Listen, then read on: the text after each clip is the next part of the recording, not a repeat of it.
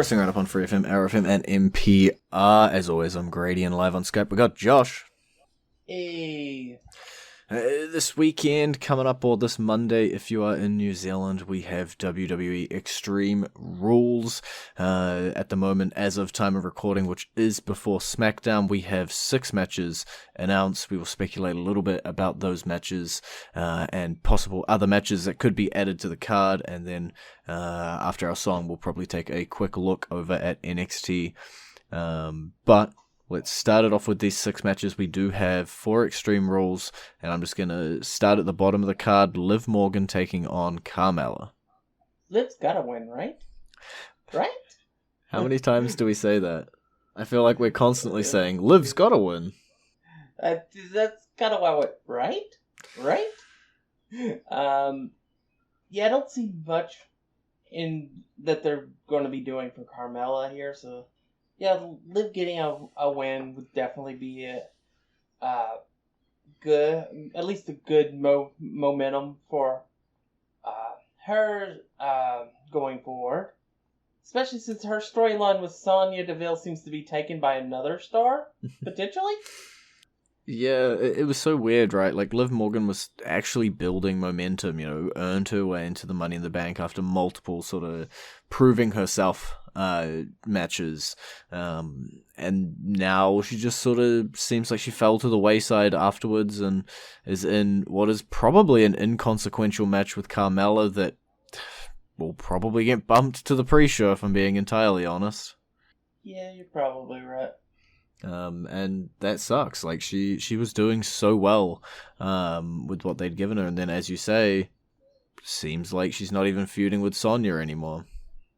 Or, I guess, pseudo-feuding, if Sonya isn't going to be stepping back into the ring. And we might as well just stick in the SmackDown Women's Division while we're talking about it, right? And the championship match that we will see at Extreme Rules is Becky Lynch versus Bianca Belair. I think this match goes about 10-15 minutes. Longer than the last one. It almost has to. Yeah, this should be a very interesting match. I don't see Bianca regaining the title here. But I do think it'll be very, this will be like her way of getting over despite a loss. Because Becky is like the top person when you're not named Charlotte Flair in the company. So losing to Becky won't really hurt Bianca that much. As long as it's not in 3 seconds again. Yes. I think, though, the reason I've mentioned Sonya previously is because it sounds like they're transferring that storyline that they were doing for Liv to potentially Naomi as part of the Bloodline storyline. Mm-hmm. Yeah, the SmackDown Women's Division has a lot of different ways it can go at the moment. And that's always better than having, no ways or being booked into a corner. But it does mean that some people are going to get lost in the shuffle. Yeah. And I think that's what's going to happening to Carmella in our previous match. I think Carmella's just going to get lost in the shuffle. Bianca has to take a step down. She can't be champion all the time. And Becky moves on to her next opponent, which may be Naomi, maybe a returning Sasha Banks. Yeah. We don't really know, but that's the beauty here is that we have options for Becky. We were really beginning to run out of options for Bianca, so it was a good thing they took the title off her. I think the thing as well when we're just talking about options and stuff like that, the reason I bring up specifically the phrasing "lost in the shuffle" is that we are only a little bit away from our next draft and shuffling up these rosters as well. So everything that we've listed and all of this momentum that a bunch of people have built could be going down the drain, or they could get the absolute boost of their life as they switch brands. The future is a bit up in the air for everybody at the moment. Yeah. I think the only people that's kind of for sure not to change brands are the two world champions. I don't see a point in switching world championships again. And I don't think we'll see a tag team switch either. This like we did last time either. Mm-hmm.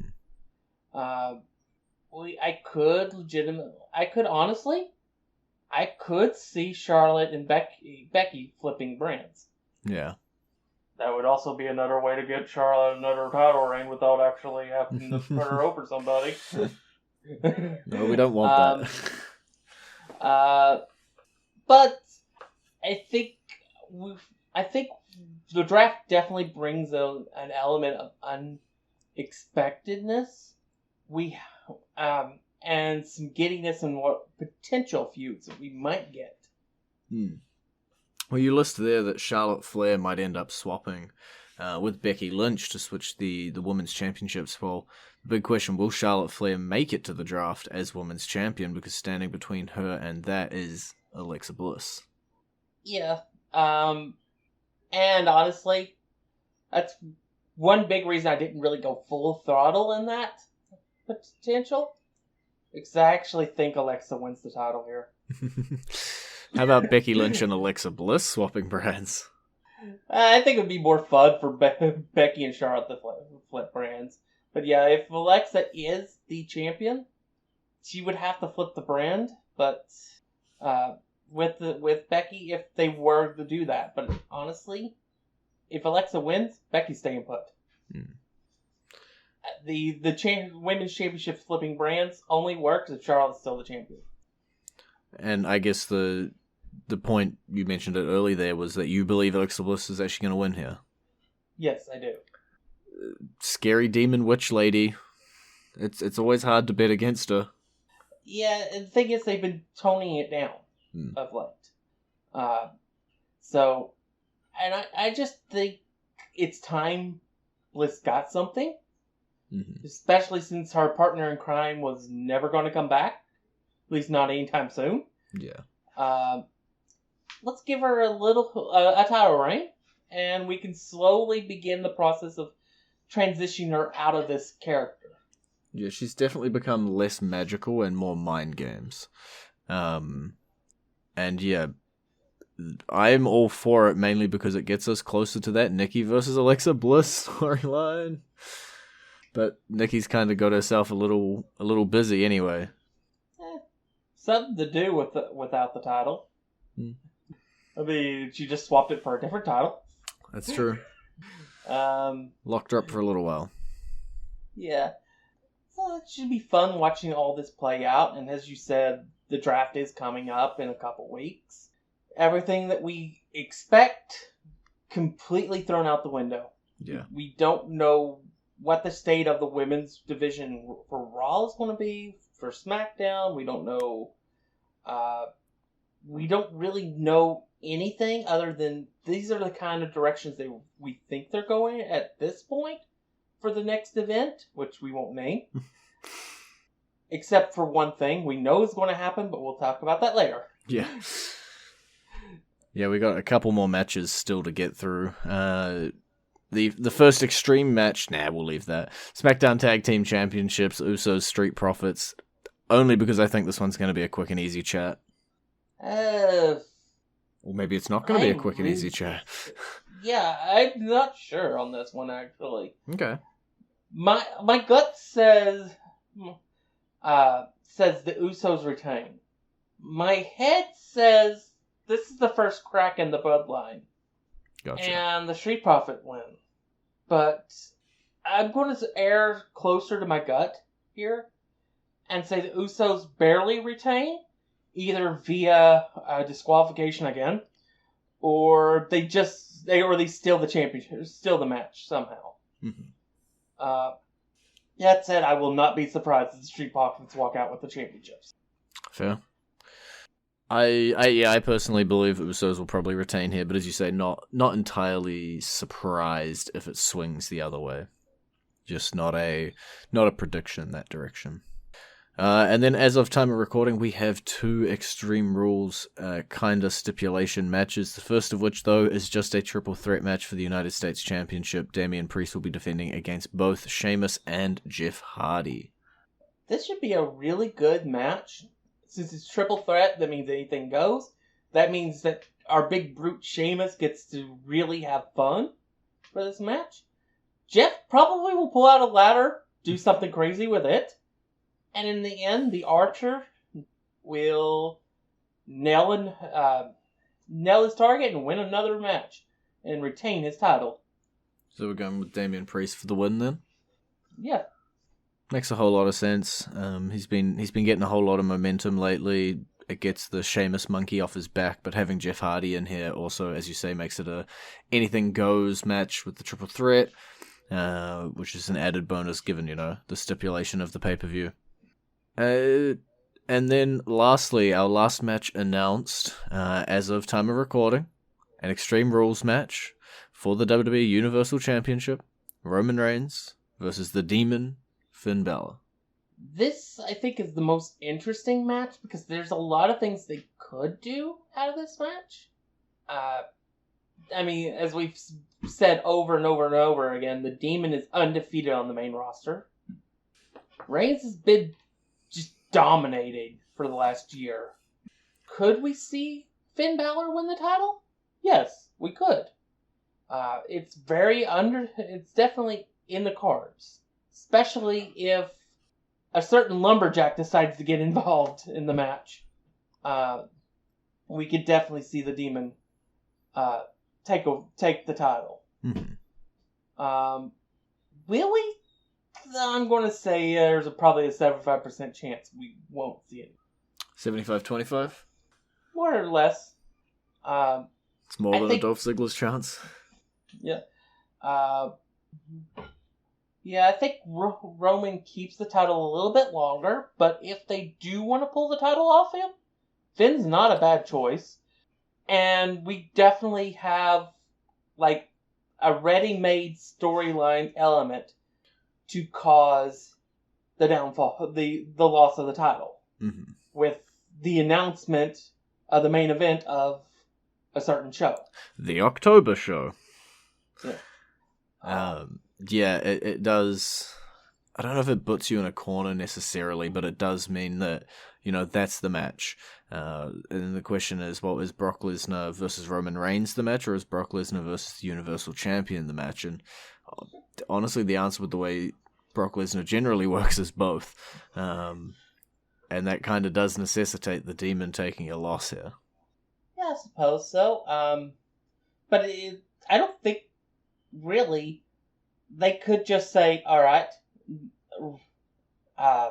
he cost Roman the title. Roman wants his revenge before trying to get the title back from Finn. Mm-hmm. They blow that match off, and they do whatever, and that it keeps the title away from Brock, and maybe Finn can do some stuff with it for a little while. You see, I've just got Reigns winning at the October show. Yeah. That's how I keep the title off Brock. Because, please.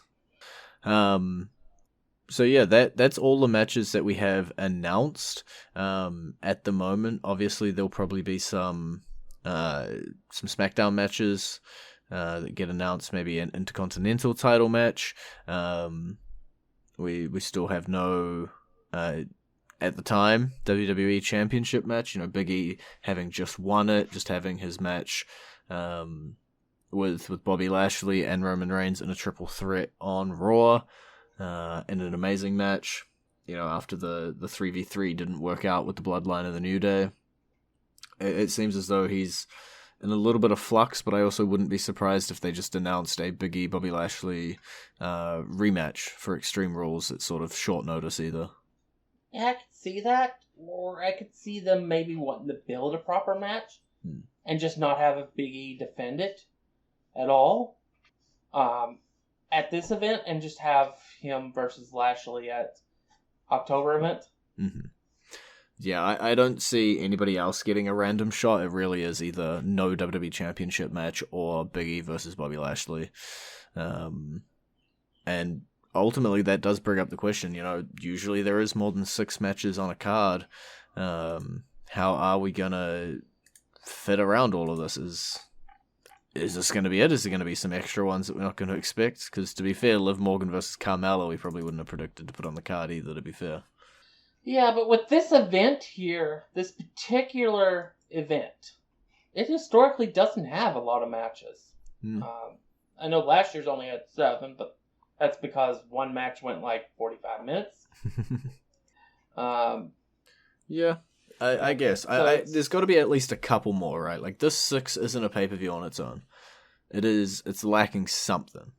And usually if we're talking about a WWE Championship match being left off of the pay-per-view, then usually you've got some sort of big match to replace it, and the only non-title match on the card at the moment is Liv Morgan versus Carmella. Like, usually we'd be sitting here sort of fighting for what is the main event, what's going to go on last, what's the big match, and at the moment it's Reigns versus Balor, hands down, no question.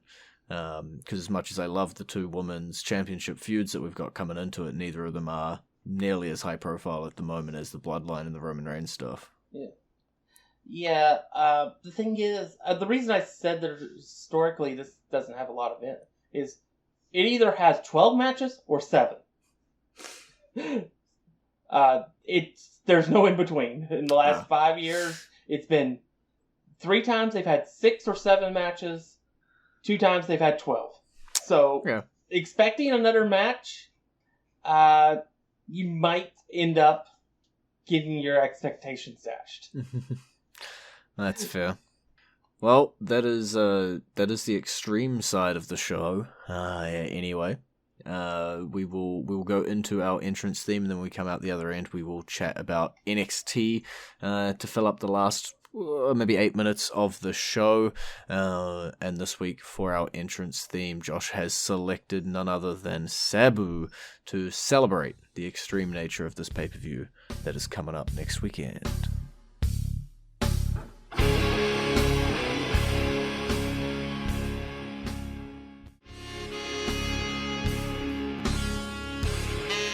And you're back to Wrestling Roundup on FreeFM, ArrowFM, and NPR. I'm Grady, he's Josh.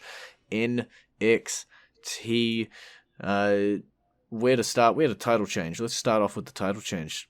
Cruiserweight Championship was on the line, and title changed hands. Diamond Mine raising their first victory, the first gold around their waist. Yeah. Who knew the first person after the explosion of the Undisputed Era, the Get Gold, would be Roderick Strong? Yeah, it wouldn't be a prediction. Yeah. What can I say? It was a good match.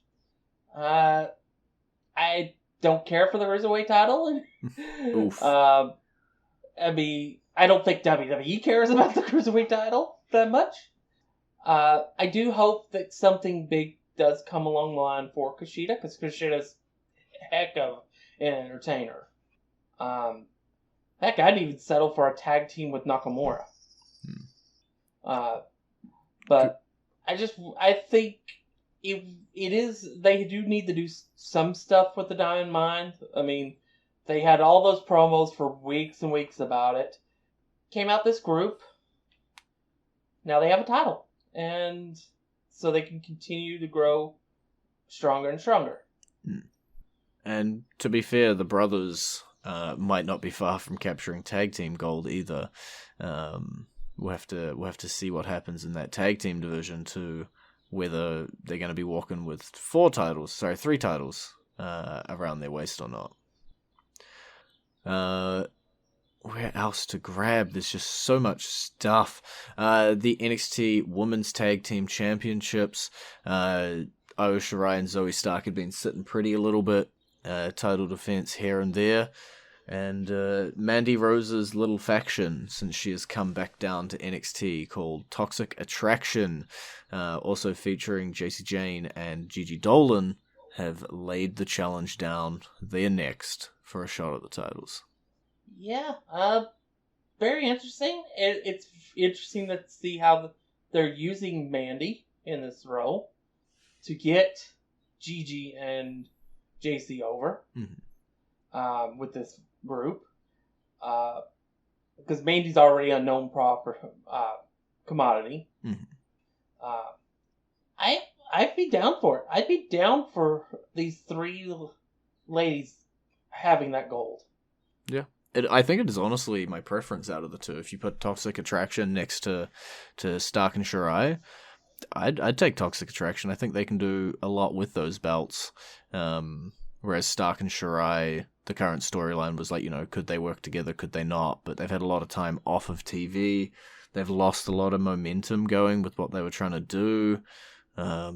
Whereas for me personally, watching NXT each week, Toxic Attraction is a high point. So my preference goes that way. Yeah, I'm definitely down for that. I also think I do think if it's not them, Shirai and Stark won't keep the titles for much longer. Because I always viewed them as like an intermediary champion. They weren't going to keep it long, mainly because of Io. I think Io's a bit too big of a name to just slap in this tag team for longer than a couple months. You either have to bring her to Raw or SmackDown in the draft, or you release her and let her go back to Japan. But I actually do expect her to get drafted into Raw or SmackDown at the draft, which I think is another reason why I'm all for Toxic Attraction to get the titles. Look, anything that leads to you agreeing with me and letting Toxic Attraction hold the titles, I'm going to agree with. So, perfectly fine with Io Shirai heading up to that main roster. We would be remiss to not talk about the main event scene. We've got maybe 4 minutes left in the show. Tommaso Ciampa, he picked up the NXT Championship last week. He's got a list of people standing behind him that want a shot. The first two to try to make a break at that were Pete Dunne and Ridge Holland, and they ended up instead with a tag team match against Tommaso Ciampa and the rookie Bron Breakker, in a pretty decent tag team main event. Yeah, I think they're doing wonders in bringing Bron in and getting him more known to the audience. Ciampa is fantastic. There's like no list of things that you can't say about Ciampa. Dunn and Holland are great, especially Dunn. So yeah, this is all about building that rookie who has the pedigree. Rick was a great wrestler back in the day. He was just a tag team specialist. His uncle was good on the mic, and before a certain thing, he was great in the ring. And then he lost his mind along the way. We don't talk about it. And started doing some weird math. So I understand. I also understand why WWE does not want it mentioned. Yeah. That he's Rick's son. Because there's a lot of baggage with that Steiner name. It's a dangerous name. I am definitely not against them doing the rename here. I think it works out well for the guy. Yeah. And it also allows him to do his own thing and become his own a star based on his own merits. Rather than because his daddy had a name. Yeah. I'm looking at you, Cody Rhodes. Oof. I'm going to ignore that jab and just talk, I guess, about the finish of the match, because Kyle O'Reilly, who last week got beat up by Pete Dunne and Ridge Holland, came back for his revenge, seemingly setting up a nice little Kyle O'Reilly versus Pete Dunne match, either at the next takeover or coming along. That's their feud heading forward, with Ridge Holland sitting around as the enforcer. Yeah, it'll definitely be wonderful, interesting seeing how everything shakes out. And who ends up being Ciampa's first opponent as the new NXT champion. And then whoever that doesn't then you get all these other people in this storyline that could have an interesting match. Or an interesting series of matches. I mean, you have Kyle O'Reilly and Pete Dunne. Potentially a match of the year candidate. Yeah. And then you could put Holland and Braun Breaker in a match. It wouldn't be a match of the year like Dunn and Riley. But it would give you something towards like the older style fans that want to see big, strong guys just go at it. Slap meat, like Biggie says. Big meaty men slapping meat. Yeah. So, and that would be just a perfect way to like contrast that match, and further advance Braun on up the ranks. Mm-hmm. Alrighty, well that is all the time we have this week to talk about Extreme Rules and NXT. It's been great talking to you. Maybe. You can visit our Facebook page, facebook.com/wrestlingrnd_up, or our Twitter page, twitter.com/wrestlingrnd_up, or our YouTube page, youtube.com/wrestlingrnd_up. And we will see you next week with the results from Extreme Rules.